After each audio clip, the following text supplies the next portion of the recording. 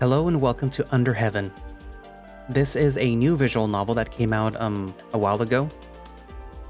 I don't know much about it. There's supposed to be some cyberpunk elements to it, as you can probably tell by the big guy's ports on his back.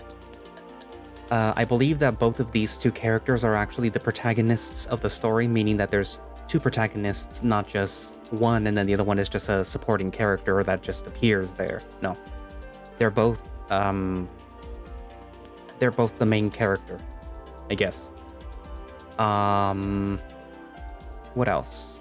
Trying to remember what else I saw. I was trying to stay clear of like any details of the story, aside from like the most basic things, but I don't really remember those either.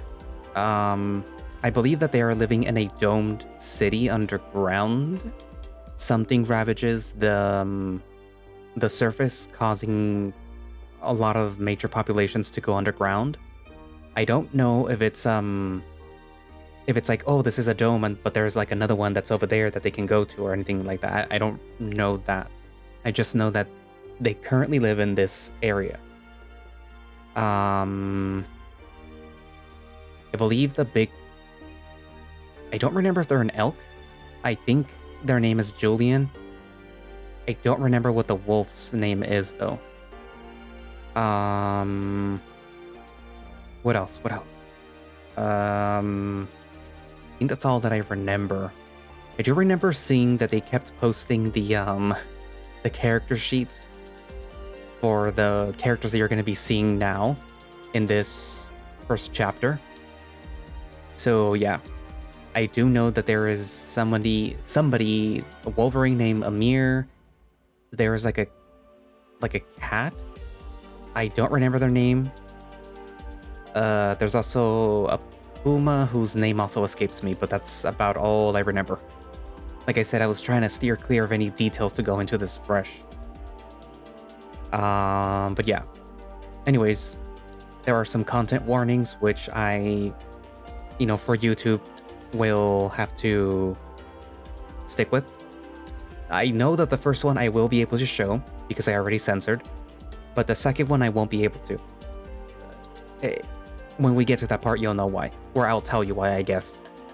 Not really sure why it says that you shouldn't skip it if you want to read the story, like the way it's intended, but like whatever.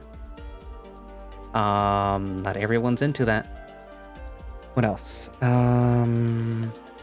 I don't really know what else there is that I should mention. It's a very... how should I put it? A lot of people worked on it, let's put it that way. But yeah, so I guess without further ado, let us begin Under Haven.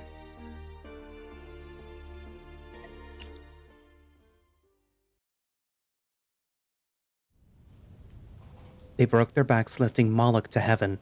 Pavements, trees, radios, tons. Lifting the city to heaven which exists and is everywhere about us. Howell, Allen Ginsberg.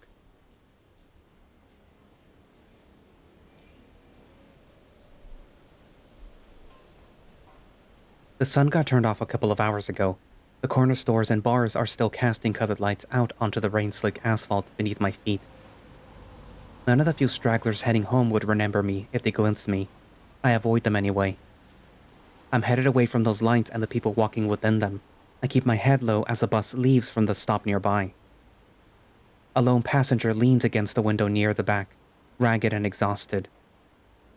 Soon enough, I'm down to just the streetlights. My feet hurt. The weight of my backpack rubs uncomfortably against my sodden clothes, and I haven't been able to shake this cold for the last few weeks.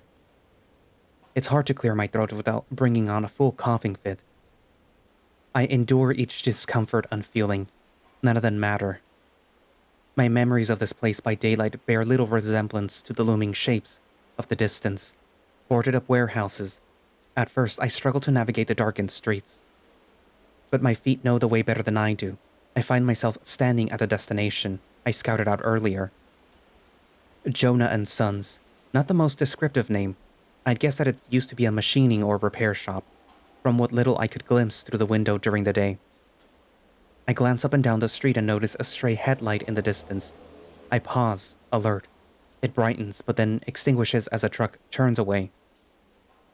The bars are too distant to hear now. Rainfall on the dilapidated roofs muffles the sounds of the city. I breathe in and let the moment fill me. If it weren't for the occasional distant traffic, I could imagine myself the last person alive. There's something empowering in that, something freeing, like I could step away from the asphalt and fly, and finally truly alone. That feeling, I draw it out. That's what I need. This is what it takes. This is what it takes to set things right. My thoughts cast back to the bus riders and the scattered last night stragglers. I quietly wish them well and I turn towards the nearest building. My weight on the chain link fence stings my fingers. I climb slowly, carefully testing each foothold on the rain-slick metal. Near the top I cling to the fence with my left hand, fishing in my pocket with my right. The barbed wire is thin and even one-handed, I am able to awkwardly snip through it with a wire cutter. Once the barbed wire is cut, I carefully grab it with a wire cutter and peel it aside to make a large enough gap for me to cross over. Maybe it's pointless to care about cuts and scrapes, considering everything. Maybe I'm being selfish, but I don't want to be hurt. The fence is low enough to jump down from, but the impact is heavier than expected, and I stumble, steady myself looking around. My heartbeat quickens as I begin my trespass. I don't know whether to sprint or to try to look like I belong. I end up just walking quickly, making my way closer. I'm sure that I'm alone, but I can't help but hold my breath, as if the slightest sound will betray me. Fortunately, my memory ends up being good enough to find the entrance. I slip through an unlocked door, creeping into the abandoned gloom on the other side. My search is short. The faint streetlights glint off of something metallic in the corner. I feel around, fumbling over the brickwork, and manage to find its unnatural shape. An abandoned exchange port, miraculously still alive despite its surroundings. I sling my backpack down against the wall and kneel. The wall port has no cord, but I wasn't expecting one. I take my own from my bag and plug it in. The metallic weight of the other end sits heavily in my palm. It's an ugly, crude, and purposeless thing, save for this. I exhale, bringing the other end of the cable up to plug into the matching port at the base of my skull. As soon as I seat it in the port, the lock automatically engages with a metallic click. I'm ready to begin my work. There is a familiar momentary vertigo as the connection begins to form. I pause at login, holding the process at bay and idling in standby. It almost itches, the firmware embedded in my spine thrumming in readiness to bridge the gap and bear my consciousness outwards. But first, there's one more law to be broken. It feels absurd and wrong for the last of my savings to have been spent on something so insubstantial. How much labor and hardship went into the purchase of that flicker of code that now waits hungrily to act? There's nothing for it. I realize I'm holding my breath as I initialize a second process, letting it override my firmware. My heart beats as the silence stretches. I force myself to let the breath out. But there's the slightest hint of rising animal panic. How long will it take? Is it even working at all? What if? A flurry of warning messages project into my vision. I'm almost startled, even though I expected them. It worked then. Good. I dismiss them. From here, there will be no turning back. It's time. The last item that I remove from my backpack is a plain tarp, the sort of thing that nobody would glance twice at in an abandoned building like this. I throw it over myself, wrapping myself in it loosely, and lie down to nestle up to the wall about as comfortably as I can. It'll buy me time, and time is what I need. My breath is hot and humid in the plastic until I make a slight opening. I think I can hear my heartbeat, but it's probably just the nerves. I close my eyes. I guess I won't need them anymore. I lay there for a moment, the rhythms of my body unnaturally loud. I wait for a feeling to come. Resolve, when it arrives, doesn't lift my spirits. Resolve is a dull and heavy thing, but it's mine to hold. It holds me in turn, cold arms enfolding me, and ushers me gently downwards. Descend. The connection opens. My breath catches. I wish...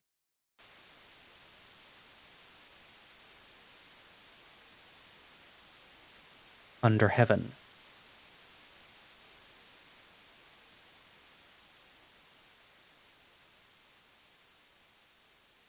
Part 1. The Underworld.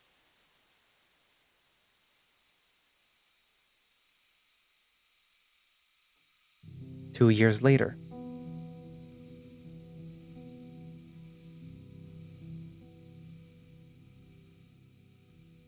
I have never held a dandelion in my hands. I know about them. Records exist. I've seen pictures from the surface. I could describe their structure and color conversationally. Once, on a whim, I dove deeper into the archives, unfurled the taxonomic tree of life to try to understand them down to the tissue, the cells, the molecule. But I've never held a dandelion in my hands. There exists an essence and experience forever beyond my reach. Then again, maybe the truth of a dandelion is just as far from the limited reach of the senses that I am from holding a dandelion. Maybe there's something deeper and truer there that escapes the people who live on the surface, just as surely as it now escapes me.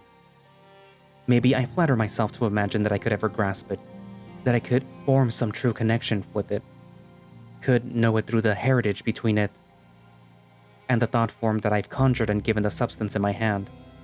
It, like everything else in this simulation, is not real, but it is mine. My thumb strokes over the yellow head, feeling its softness as it bends. At my touch, the blossom progresses to seed. It's strange to imagine weeding out such a beautiful flower, but that experience too is lost. I hold onto that feeling, the loss of a thing never experienced. My focus tightens. There's something more to it, a notion of receding and distant wonder, as ephemeral as the dandelion's soft seeds. The seeds themselves, what if they're the way to express it? What if they retain the flower's brightness, caught and held that golden sunlight as they floated on the breeze? My thumbs brush the head once more, the pallid gray brightening. I think I like it. It's a start at least.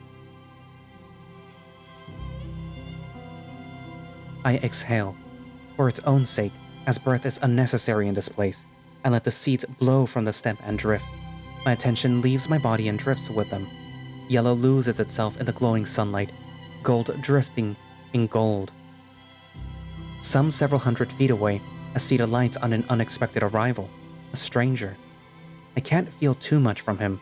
Curiosity and maybe just the slightest sliver of wonder.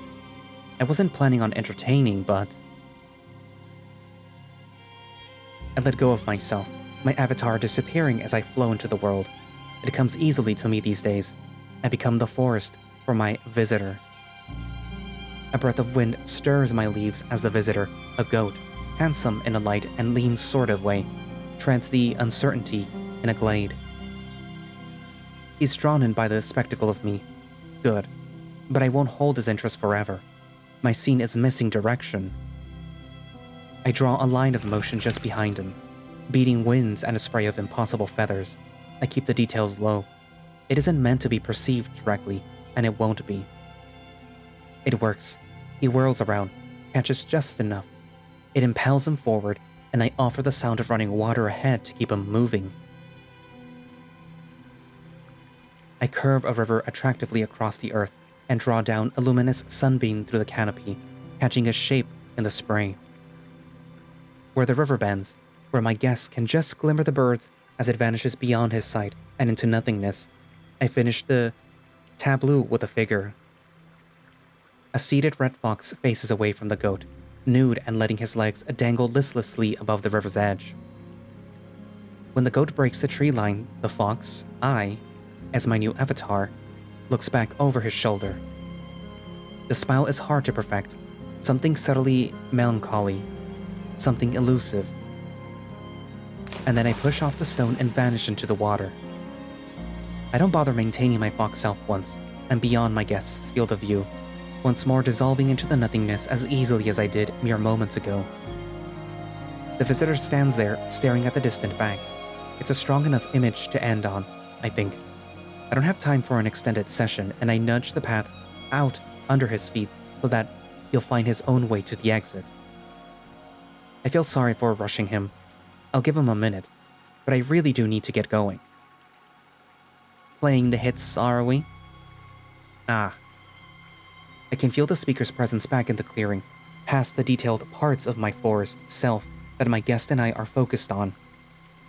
Far enough, too, to appear to the new visitor without alerting the goat that picks its way along the gentle guiding path.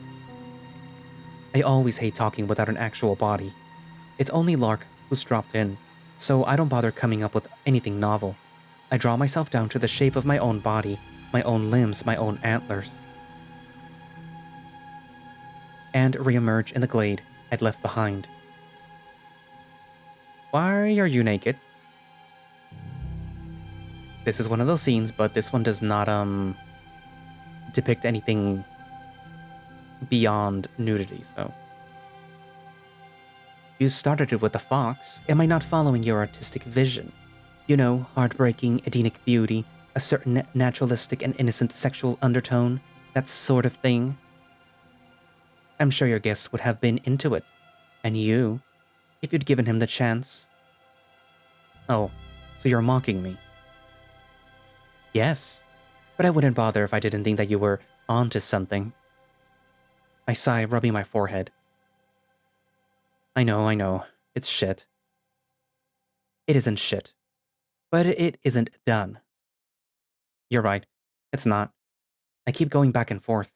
I start with the research, tweak things, try to reshape in it and capture a feeling more than a place, but every time I just end up feeling self-conscious and stupid about the whole thing. It's too indulgent. It's practically emotional pornography. And then I dial it back until I end up back where I started. Well, look who's suddenly too good for pornography. You're right that you're being self-conscious. That's your problem. You're so self-conscious that you're afraid of any real glimpse of you being present in the work. You're trying to disappear. And without you, the work says nothing. So dialing it back is a mistake. If anything, you should commit fully to the changes from bare reality. Create what you actually want it to be, instead of what it is. You're the one that was just making fun of my artistic vision. Because you haven't committed to one yet. You're trying to capture a feeling. Well, what feeling? What are we doing here? What do you actually want? I leave their question hanging in the air. The distant susurration of insects unheard in the living memory covers my silence. The reconstructed memory of sunlight, which I have never felt, warms my fur. I get a system message indicating that our unnamed guest has left my instance. I don't know. You will, if you're willing to put in the work. Can't just snap your fingers and stun the world with your virtuosity that easily, Yeah. Well, whatever. I need to get to work. Catch you later. See you around.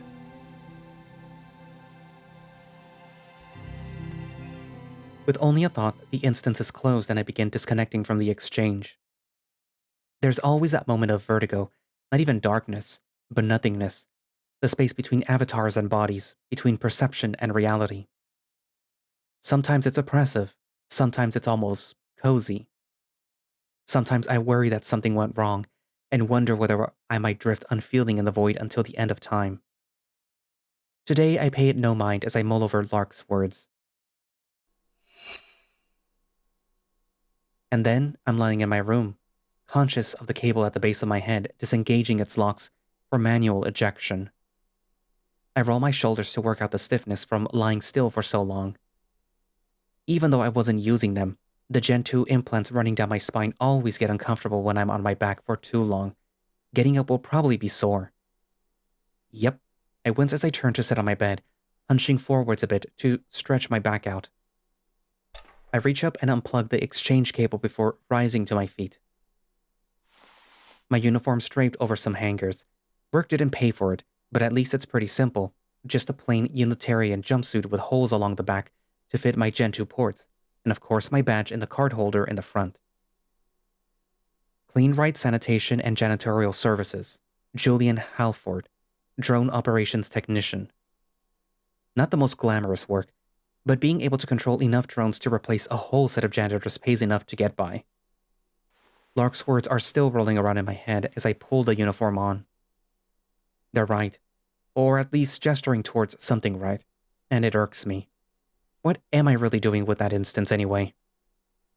I don't know. Maybe I should just double down on it being indulgent and pleasant and all that. But it feels like a waste. The ability to shape reality within the exchange. God knows how many hours of research on the world outside, and the best that I can do is kind of fuck around with the lighting and colors. Come on. Anyway, it's not the kind of problem that I'm gonna solve in the next 5 minutes. I exit my room, glancing down the hall to Lark's door. Closed, of course, and I imagine that they'll be getting up to more interesting things than I will work at. Oh well, I take the stairs down to the first floor and head towards the kitchen. I end up running into Alex, grabbing some leftovers from the fridge. Oh, hey. You about to head out? Yeah, just grabbing some coffee first. Afternoon shift today? Yep. The oven clock reads a little afternoon. I should be good on time. I scoop some grounds into a basket and start the coffee maker before noticing the odd silence, and I glance over at Alex again. He's leaning against the counter with his brow furrowed, staring at the floor like he's considering something. Something's up? Oh, Are you doing a short shift today? We're having folks over tonight, remember? Yeah, I try to get off, but you know how it is. Clean doesn't let us trade shifts, not unless someone's sick. On the bright side, it's only 8 hours. A short shift. I wouldn't exactly be on time, but things were probably gonna be late, right? Oh, yeah, for sure. I was just hoping that you could help with, well, you know... Sorry, I don't know? What's up? Well... I don't know, man. Do you think Amir's gonna be good for tonight?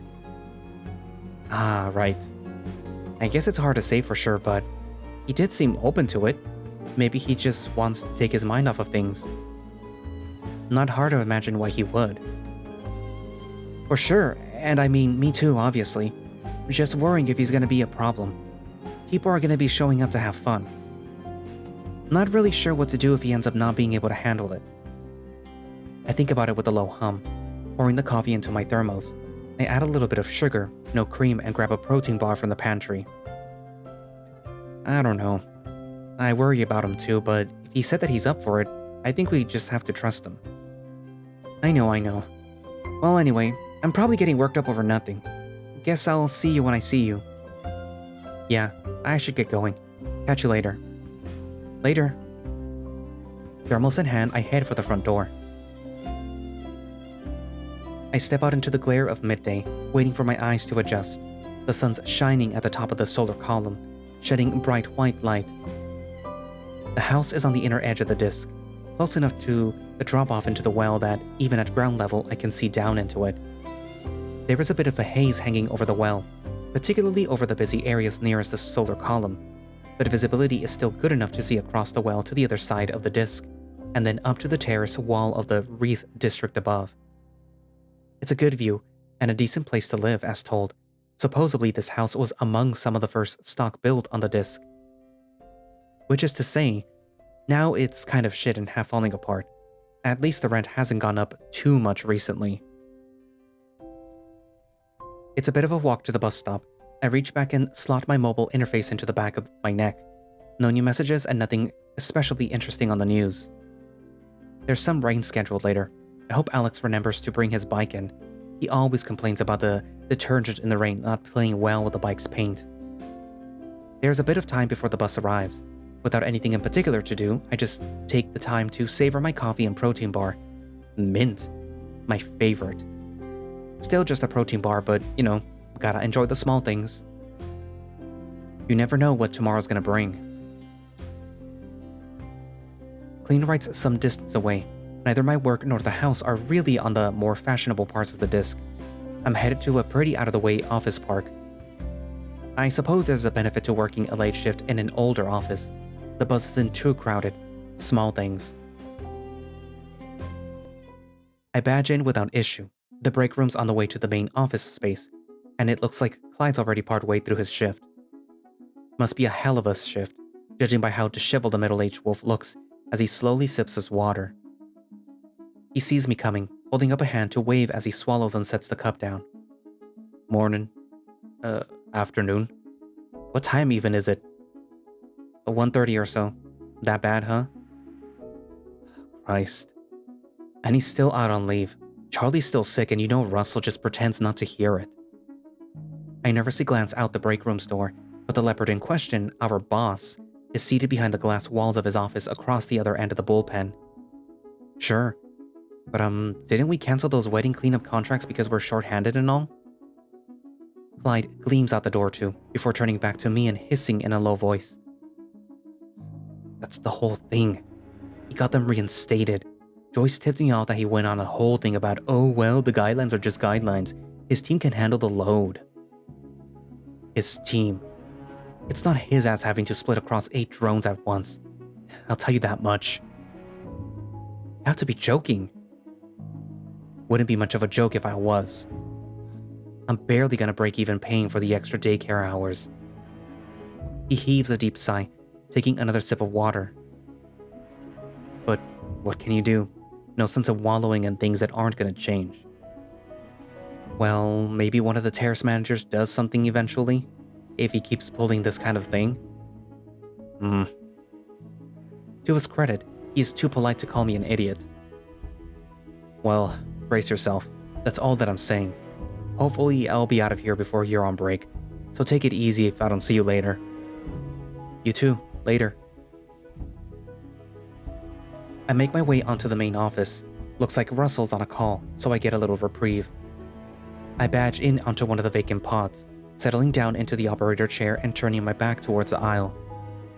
I can't really do anything until Russell's done. I'm clocked in, so I guess I should enjoy getting paid to do nothing.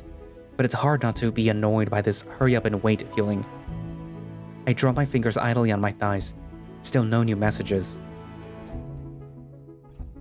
I don't go through it quickly, but it's been long enough for me to finish my coffee. About what Lark was saying earlier, maybe I just need to... Julian, just who I was hoping to see. You won't believe just how much the terrace office is forcing on us. We're going to need our star operator. Oh fuck, of course. Afternoon, Russell. I'm ready to go when you are. I turn towards him, hoping to bring up the reinstatements, but he quickly steps behind me, wasting no time. I face forward as he prepares, awkwardly forced to listen without having him in my field of vision. It could have been much worse, you know. I pushed back as hard as I could, but you get how it is. Let's get you set up and running. We've got a busy day ahead of you.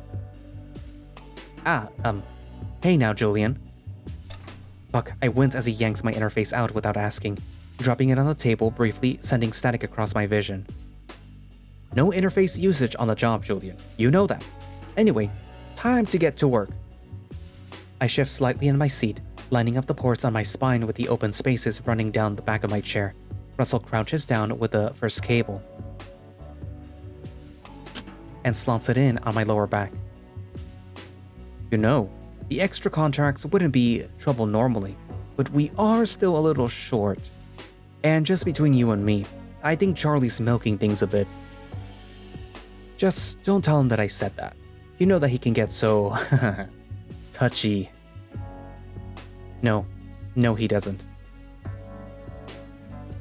Russell works his way up my back, slotting the second cable in. And, you know, I'm happy for Anita to have time with a baby. Maybe it's not the best time for it, career-wise, but takes all kinds. Got to work with what we got. He slots the third cable just under my shoulder blades. I shift slightly in the chair. I can feel the existing connections tug at me. Easy there, big guy. I know you're raring to get to it. Just give me a little bit longer. Don't call me that. Sorry, Russell. We really should get you a bigger chair. scoot down just a bit for me. He always says that, but here I am, in the same chair as ever. I shift down slightly, bringing the highest port below the edge of the headrest that has just been blocking it. I let him make the final connection. He pats and grips my shoulders after plugging me in. I can feel the clammy warmth of his fingers through the jumpsuit. I keep my fingers forward, my expression blank. Anyway, glad that I don't have to worry about that sort of thing from you, Julian. You're rock solid. You're not like them. You're dependable. Now, let's get you in there. Sounds good, Russell. He moves to the console. I blink, slightly jolted by the boot up, then try to relax as the usual diagnostics run and signal green one by one. With a nod to Russell, I initiate full system startup, the chair lowering so that I lie on my back. I look up at the low-hanging, large tiles on the drop ceiling overhead. I stare at the small water stain and wait. All good to go. Good luck out there. I'm always so glad that I can count on you, Julian. The machine that I'm connected to processes, computes, and takes the world away from me. Everything is stripped away. Rebuilding myself takes time. It is a far cry from the exchange's feeling of entering into another space, one where I am myself, but more so. Instead, all sensations and my sense of self are pared down, reduced to more efficient conduits for raw data. I see the world, the real world, through the grainy, low-resolution vision of a set of cameras, location and task data stream into my consciousness without sound. Looks like I have some street sweeping to do, 2 of our regular office contracts and some stadium cleanup. Keeping Clyde's warnings in mind, I throw myself straight into it. Time only holds meaning for a little while. The rapid pace doesn't leave much room for thought. I am a set of wheels, a readout of remaining glass cleaning spray in the tanks, a constellation of sensors conveying only what specific information is needed to guide me through my work. Time for what little it means passes. Julian, I hate to do this, but we're really going to need to pick up the pace today. There's a few more assignments coming your way. Take care of them, would you? The input bandwidth increases. I see more, feel more, become less. Bright lights, loud noises. I have no eyes to close or ears to cover. I can't hear myself think. It's later in my shift now. It must be. I work, I clean. Time must be passing somewhere. Russell, how long are we going to be burning through it this hard? I don't know if I can keep this up. We need to start figuring out any lower priority contracts that we can drop. Janet's getting in soon. Don't you worry. It's just for a little while. I must be breathing somewhere out there, but I can't breathe in here. Time must be passing, but I can't feel it. It has to be at least 4 hours in my shift, right? It has to be. I'm clinging to that thought when I feel the brush of contact as a line opens. Russell, I need to take my break. I'm dying out. So bad news time. It looks like Janet's out today. I'm sorry to hear that, but this isn't sustainable. And you know how the numbers are looking this month. So I'm really sorry for this one. It's just going to be one of those shifts. But I know you're a real trooper, Julian. You've got this. Russell, do not... The flow of information becomes a deluge. I try to swim in it, but I am drowning. I am washing away. There are no words, no thoughts, no self. Why can't I breathe? Why can't? Why?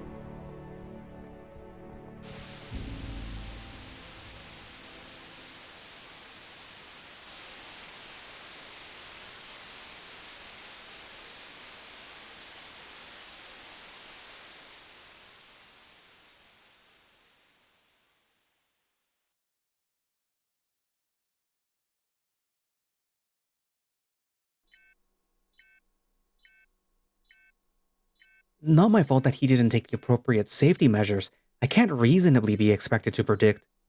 Seriously? You're gonna throw him under the bus for not pulling the override?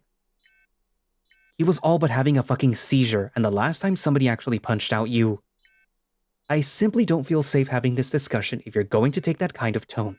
If you feel that we should have a postmortem on the incident, the appropriate venue for that conversation is... I groan.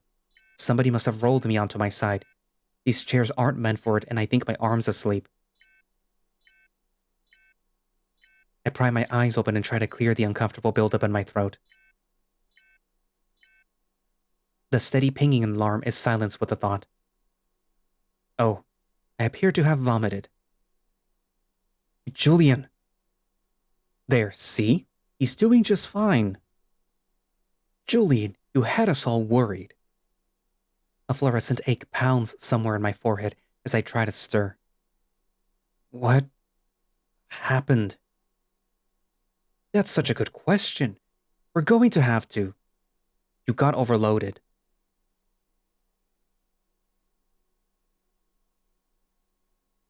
Well, in any case, why don't you head home early? Don't worry, I'm not upset or anything. We might need to include a refresher on override procedures in the next weekly, but these things happen. I try to rise. I can't make my limbs obey me. Are these arms and legs, this avatar mine? Is this me? Jesus, it's fucked. Now, let's just give it a little time. 2 more times, I try and fail to rise before I can slowly lift my torso. Clyde must have left because he's back carrying my thermos. Drink. The first taste of cold water is like life re-entering my body. I drink it greedily enough to choke and sputter, coughing briefly before taking another shallow. I shift, finally managing to sit up and bring my feet down to the ground. I think I should feel angry, but I'm too wretched to feel much else at all. Remember, if you feel any vertigo and it's not going away, you need to call. Come on, Clyde. I'm sure he doesn't need us playing nursemaid. And your off days are coming up, aren't they? Guess you're getting an early start. See you back Thursday. Is he expecting something? Words? Speech? I think I remember. Right. Thanks, Russell. I didn't want to say that.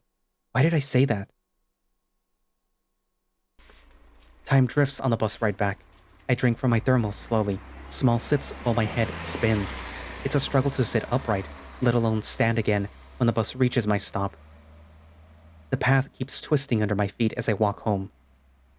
When I finally make it back, I'm not going to say that it's the most glad that I've ever been to see home, but it's up there.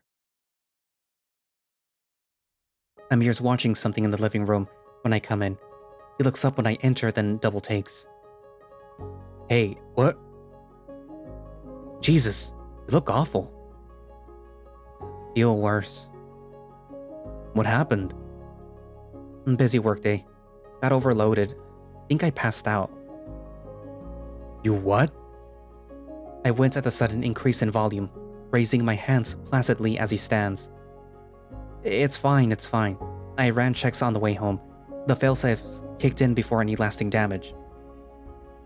You only almost got maimed or worse? Your boss only almost put you in the fucking hospital? Julian, that ain't fine.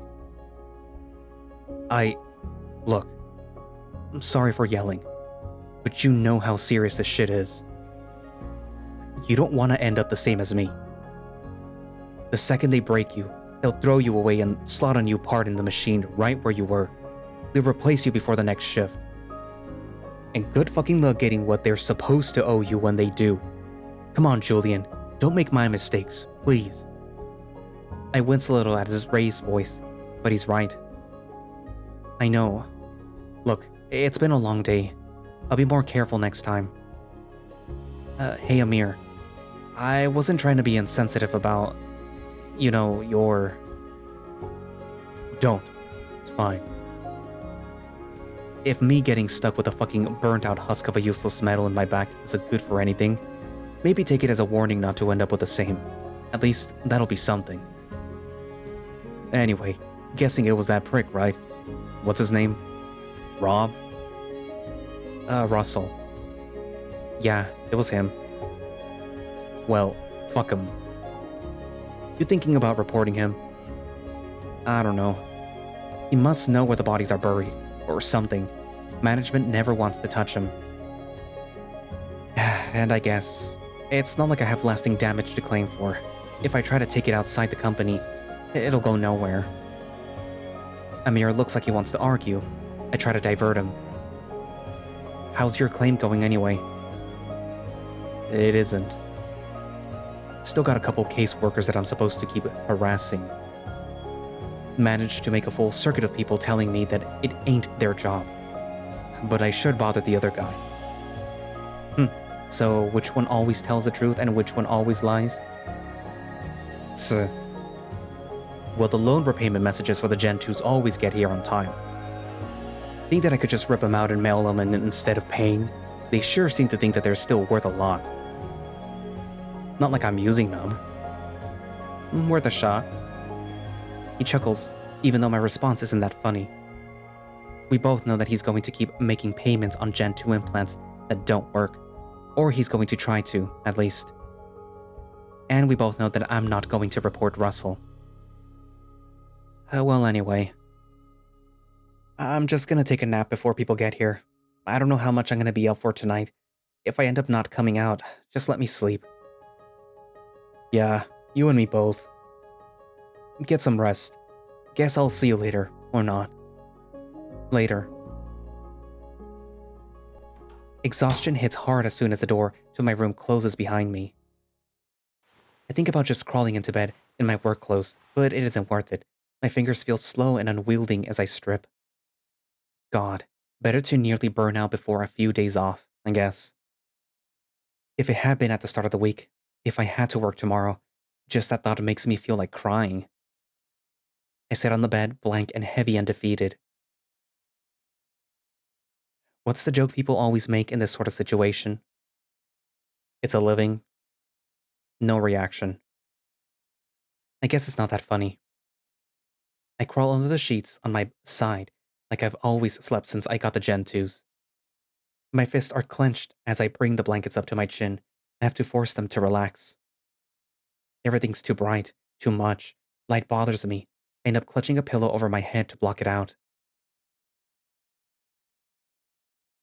Once I find that point of balance, my breathing slows. If I dream, I don't remember it.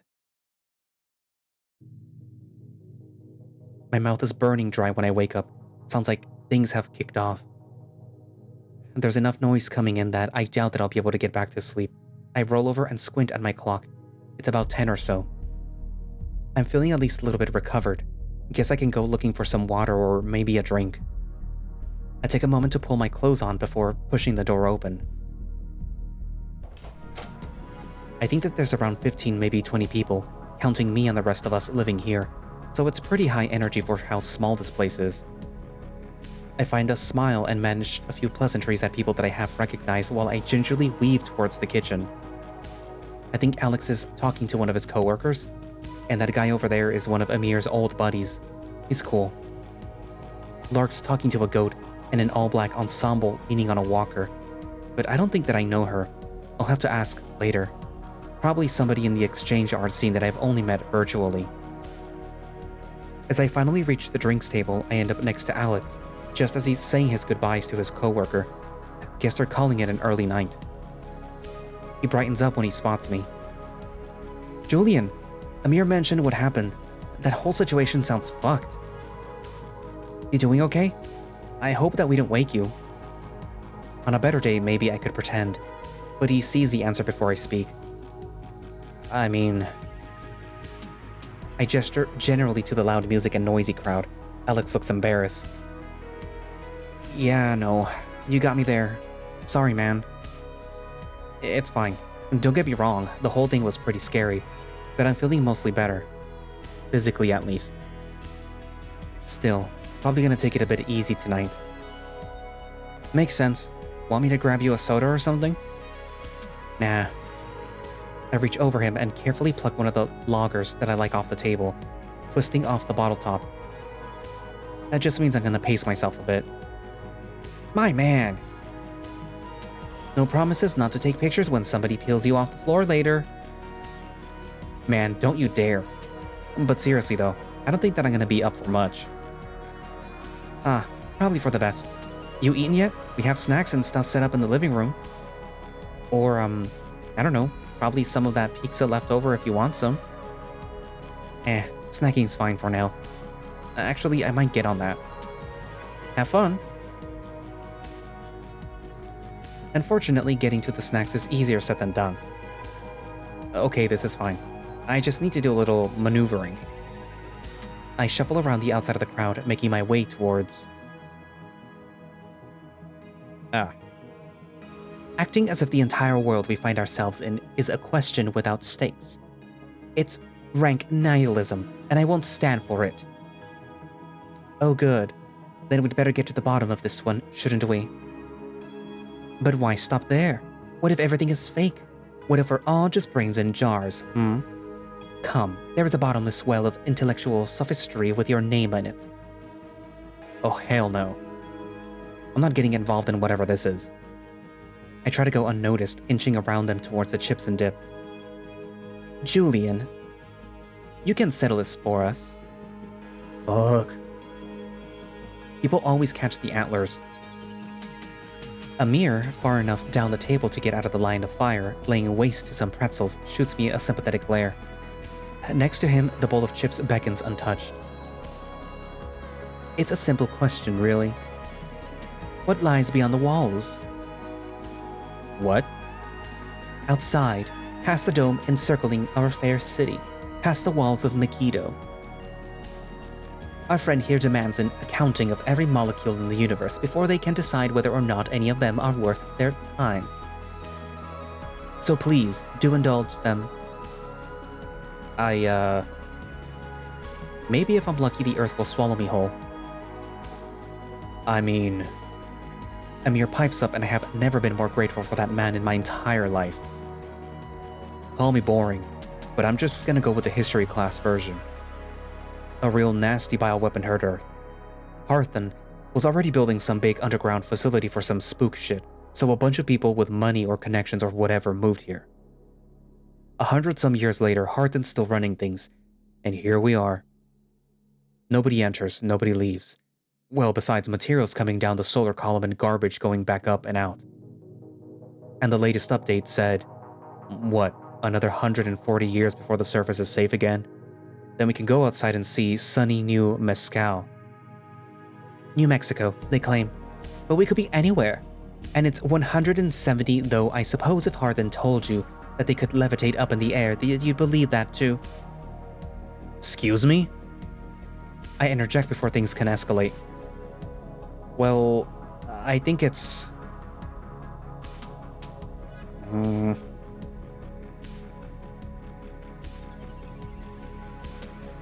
He gets... Well, the person on the right gets irate regardless of what you pick, but... If we're pumping in materials through this solar column, and we're shooting our garbage up it, then there has to be something outside. So you're either underground, you're either... I mean, I guess you could be in space, maybe you could be on the moon. They said New Mexico, so...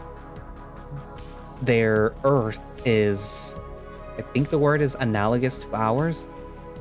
I mean, it's plausible that they dug underground, but like... I don't think we're at the bottom of the ocean. It's all hoax. No, just kidding. Actually, it probably would be... Considering the genre we're in, it could be a hoax. And that there is actually land and better living outside of it. Just, you know, like to keep the pores in. Let's go with conspiracy theory. All a hoax. I mean, do we have any real proof that the United States actually existed? Besides all the pre-Exodus artifacts? Well, yeah, but those could have been faked. I mean, take your pick, right? Alien abduction, government experimentation. The fact is, the only thing that we know is what we don't know, which is everything. That doesn't even make any sense. Ugh. You're not even taking this seriously. Here I stand, casting pearls before swine. Well, first of all, that's racist. Ugh, enough. I shan't endure this disrespect any longer. They stormed towards the door, shoulder-checking Alex on the way, who seemed more confused than anything. Jesus, what was their problem? Fixated on an epistemological dilemma. Happens to the best of us. Anyway, what do you think is outside the dome? Dirt? Wait, no. Rocks, right? This far down? I don't know, man. I'm not a geologist. And thus, the question is settled. I mean, if you're gonna do those sort of party game questions, you should do the important ones, like...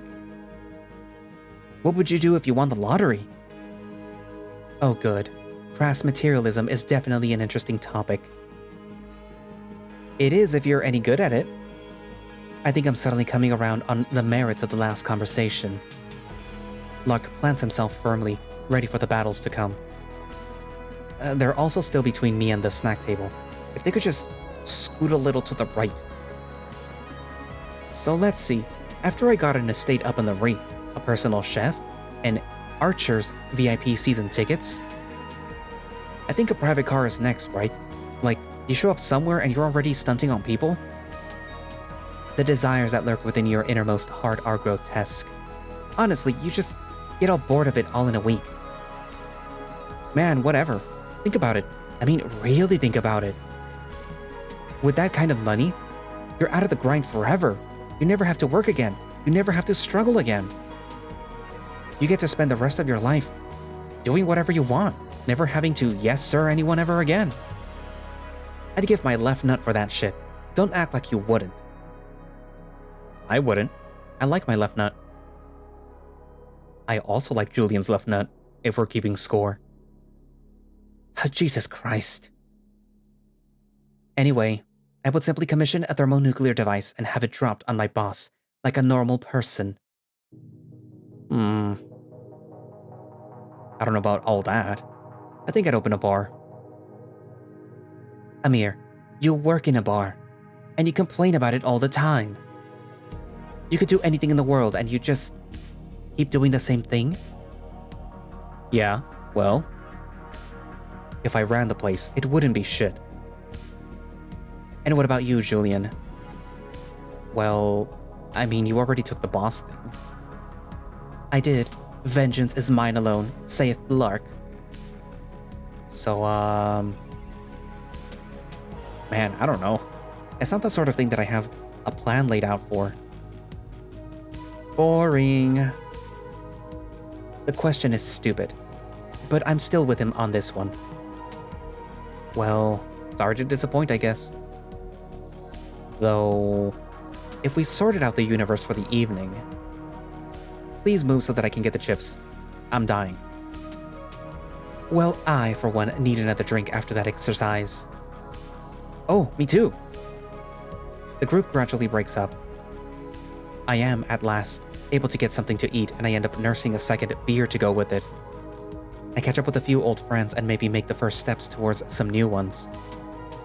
It's nice. It really has been a while since I relaxed properly.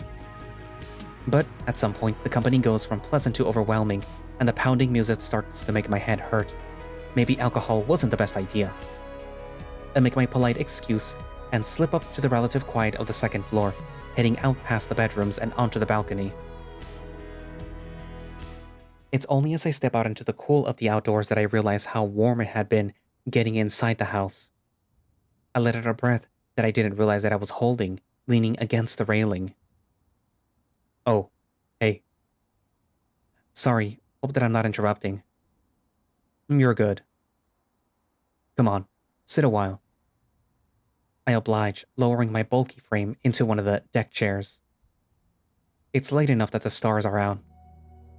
They subtly change which of the small, domed embedded lights they illuminate each night.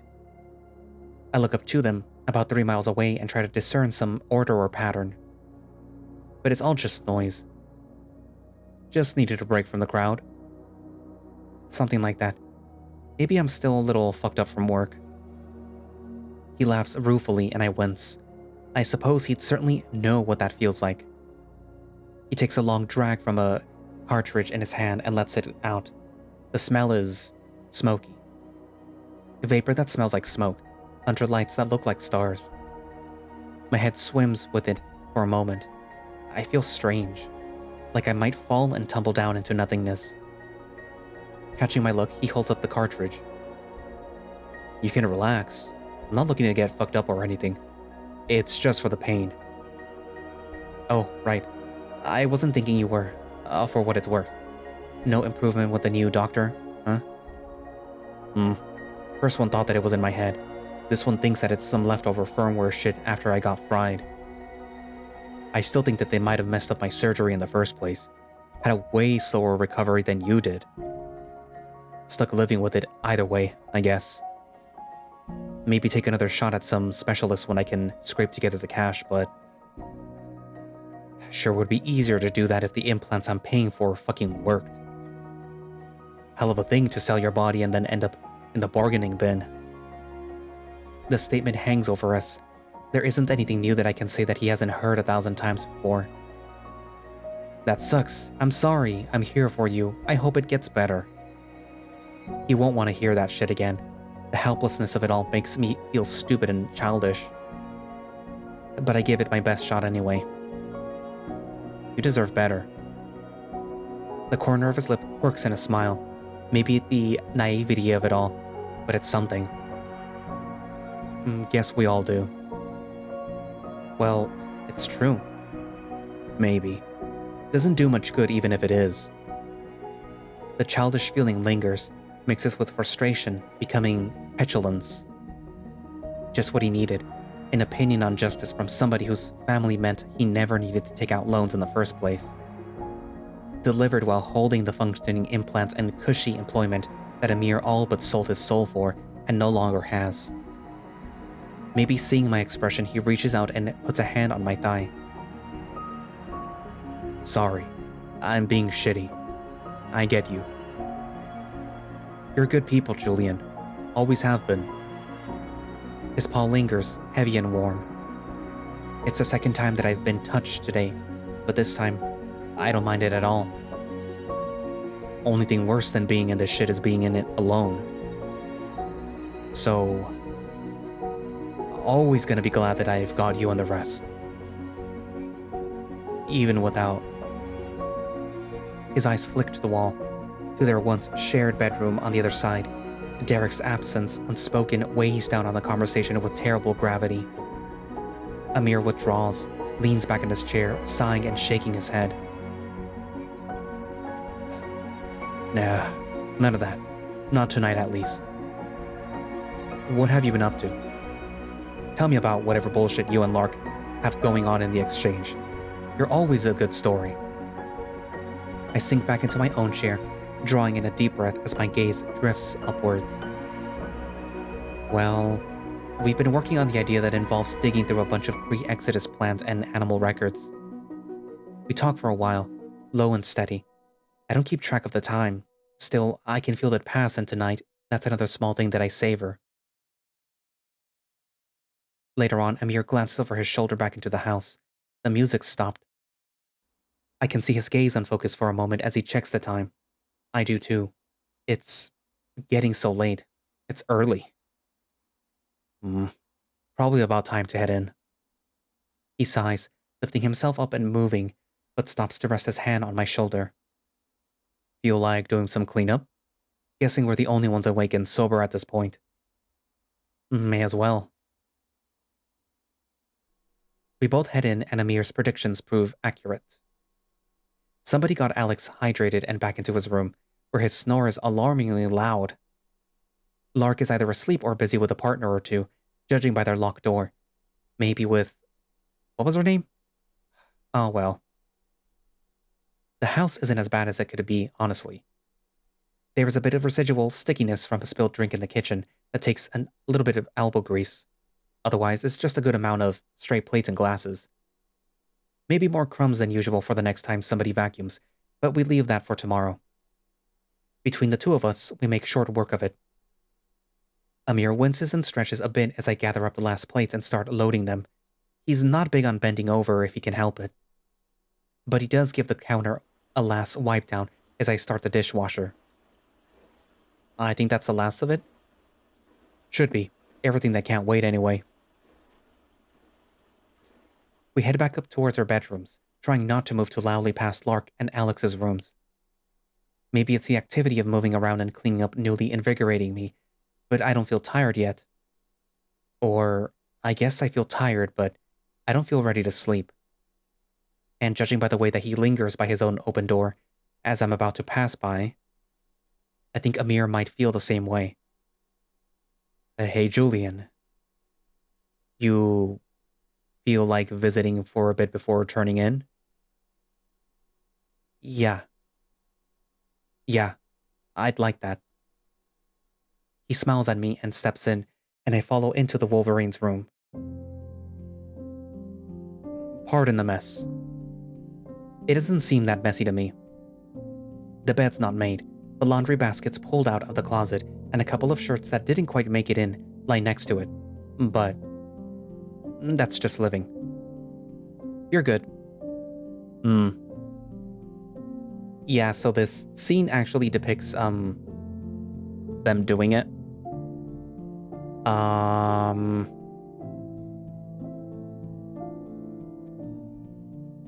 Yeah, I do have to skip it, because, like, I can't show it on YouTube, but it's them doing it.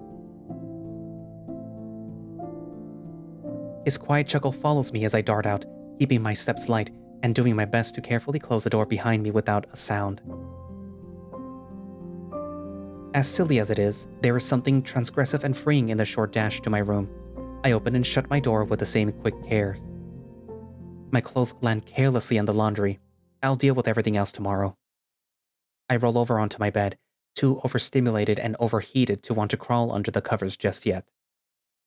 The warm, companionable glow of the whole evening settles somewhere in me, where I try to hold it close to me and never let it leave.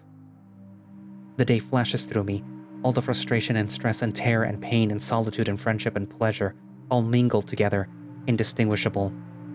My mind won't settle, and I think on it all, on Lark's thoughtful, focused questioning of me, of everything, on Alex's simple joy at living, on Amir, rough and dependable and so terribly resigned, and on Derek, loved by Amir, missing now, missed by him. My wandering mind returns to Lark's questions in the exchange. My frustration with my own art, the tinkering and the manipulation of it without quite finding its purpose, still itches at me. And what would I do if I won the lottery, anyway? Tiredness weighs my limbs against the bedspread.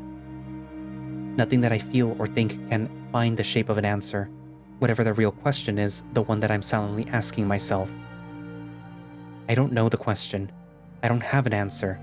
I only have a wish.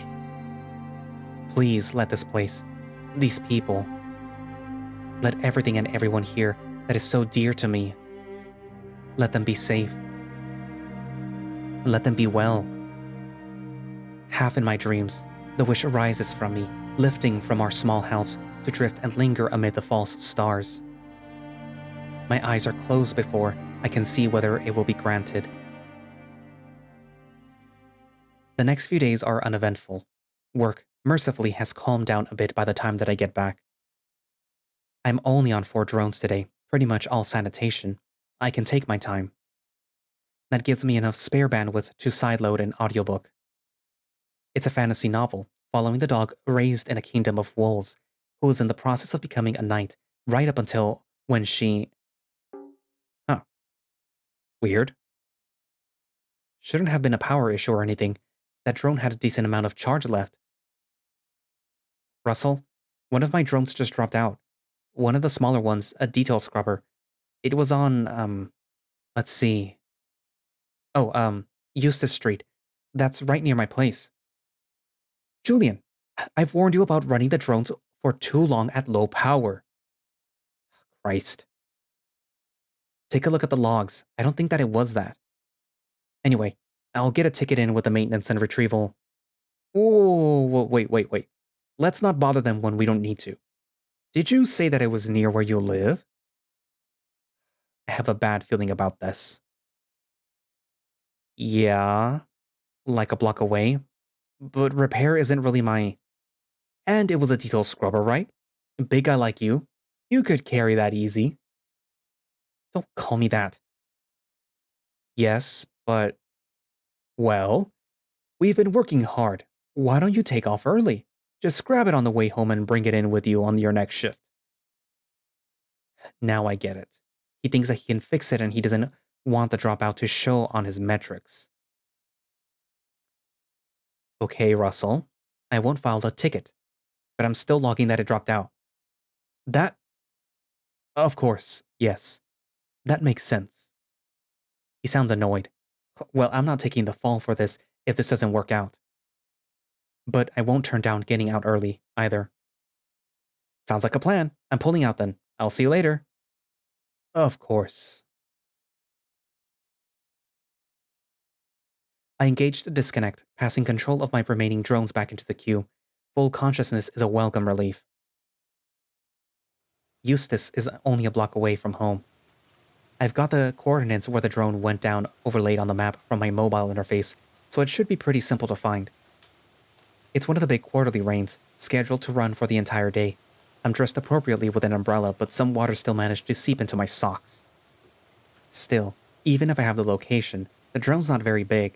It docks with one of the larger street cleaners, just handles statuary and gutters, that kind of thing. For all the rain making my feet damp, at least it makes cleaning a bit easier. Just had to hit the things the rain alone can't handle. I reached the point where we lost contact and...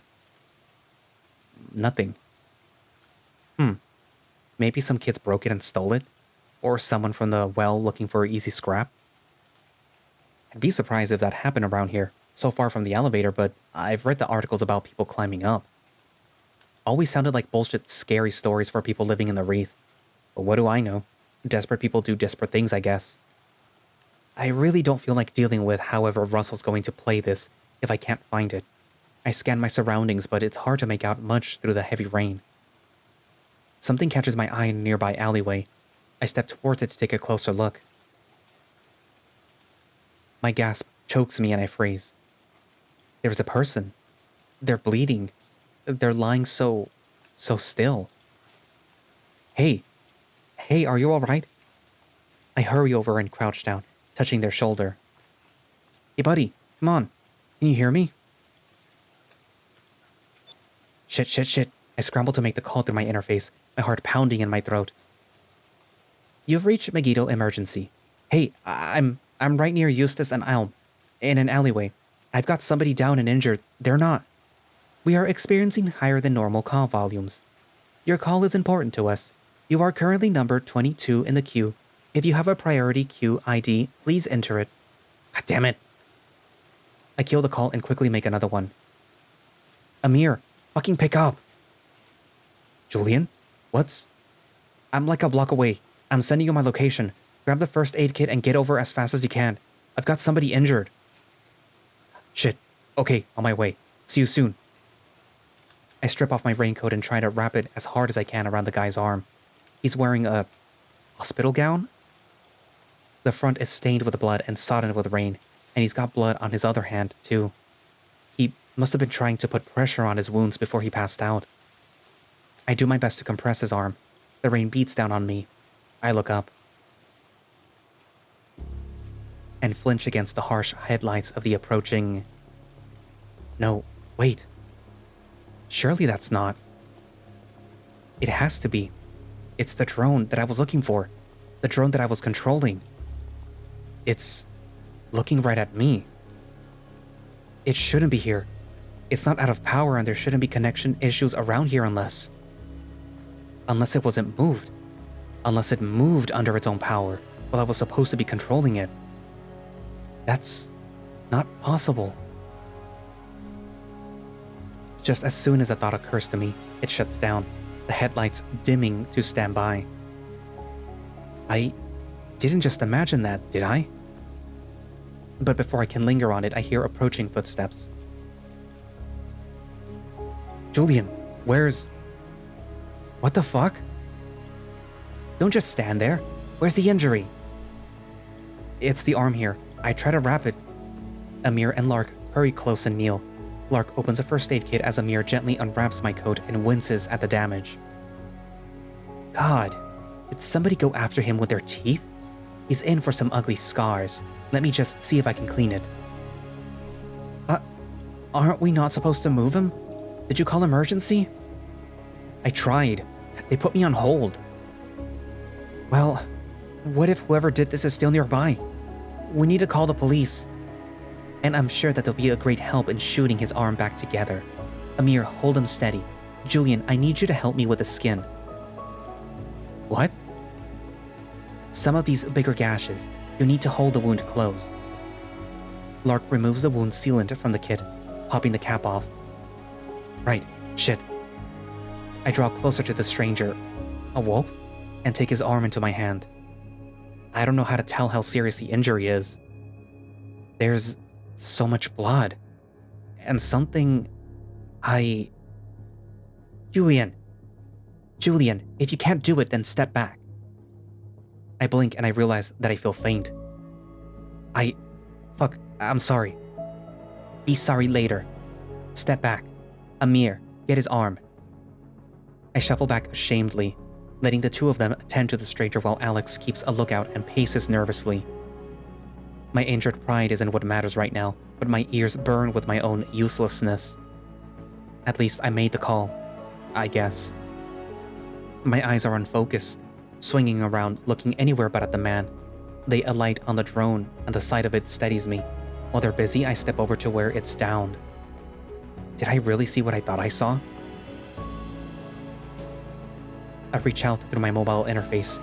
I can at least limit connectivity to the drone wirelessly, and I'm relieved to find my login works.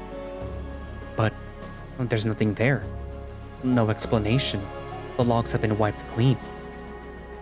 Okay, got a diagnostic back from his interface. I think we're safe to move him. His arm's going to be the least of his concerns. If we just leave him in the rain. Julian, can you help? Yeah, Sorry again. It's fine. Here, get his other side. I leave the drone for now. I'll come back for it later. Together, we manage to lift the stranger and the four, now 5 of us, start heading back to the house. But even beyond the oddity with the drone and the frustration of my own freezing up, I'm bothered. Maybe it's just my imagination, but... that wolf. I can't shake the feeling.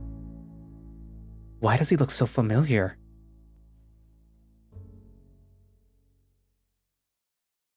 You've reached the end of the current build. Thanks for playing. It's been a long journey getting this build across to the finish line, but there's more to come. Chapter 2 is actively in development and will hopefully be in your hands soon. If you enjoyed your time with the game, we'll be very grateful if you could leave a review on our itch.io page. We'll be reading them all and we're excited to hear your thoughts. If you'd like to keep up with the development updates or support the project further, you can find us on Blue Sky and Patreon, where we'll hopefully be posting our first development update and behind-the-scenes content soon. You can also join the community on Discord. That's all for now. See you around. Okay, that was not as long as I thought it was gonna be. So... I guess first impressions.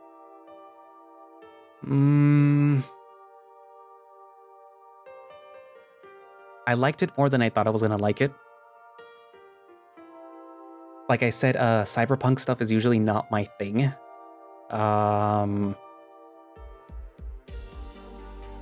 I can see how it's gonna work with the context of the story and with the context of the characters themselves.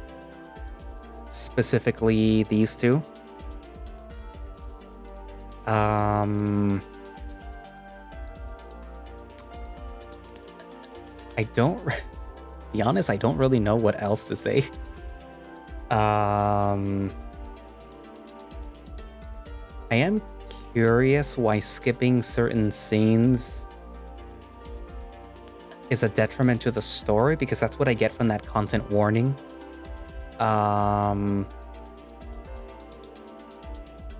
Actually, no, I understand why. I understand at least with the first scene, because of what it had to say, about the conversation between Julian and Lark.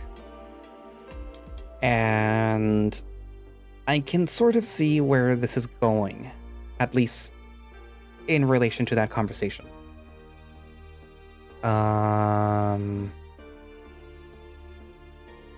If I recall correctly, Amir's partner, the one that they mentioned, I forgot already what their name was. They ended up going missing either recently or like a few months ago without any explanation. And I think it had something to do with the wall being the area that surrounds Megiddo, the city that they're living in. I don't remember if it said that it was that they went missing behind the wall or something like that. I forget. But yeah, that's aside from the whole issue with their ports and being, I guess, in a way disabled or medically disabled, limiting their work, and then, you know, having their partner go missing. It's like, you can tell why Amir is the way that they are right now. I take it that these people, these characters, these roommates all have a sort of I'm trying to find the right word for it, but it escapes me, but like,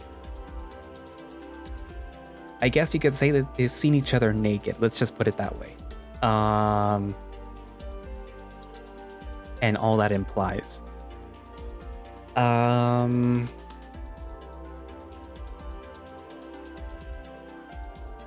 Again, not much to glean yet from the story. I'm not gonna say like, oh, I'm excited for it because, like, you know, this is the first build. For some reason, I kind of feel that the person at the beginning of the story is actually this wolf here, because the person that they find is actually the wolf. Or at least I'm assuming that that's who they are. And you're probably wondering, like, but it's been a while. How long have they been under that tarp? No. If I recall correctly, the wolf lived in the well, which I guess is like the lower city. Which I guess, you know, if you say lower city, you probably mean poor. So they probably don't have that many resources, which again is why the comment of, oh, there's probably somebody coming up like from the well to like scrap the drone and, you know, probably make some money off of it. So my guess is they made their way from the well and have been living on the streets this entire time. And part of me feels that I know. Actually, no, I'm not gonna guess at that part yet, and I'm not gonna reveal that part yet. But like, if you look at the character sheets and stuff like that, then you'll pretty much know where I'm trying to go to. But like, I don't want to talk about it yet because it hasn't been mentioned yet in the story. But like, yeah.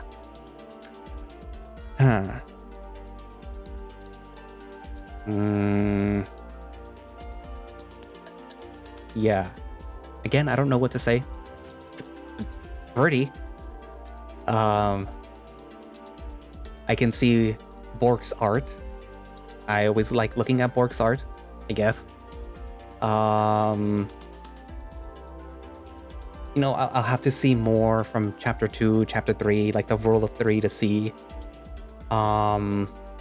where this story is going, I guess. I mean, it sounds interesting, I guess. It's the whole little the exchange thing where Julian was creating their own world. Like, in my mind the entire time that I was reading that, so like VRchat. So like, you're creating your own world like in VRchat. You have your own avatars like in VRchat.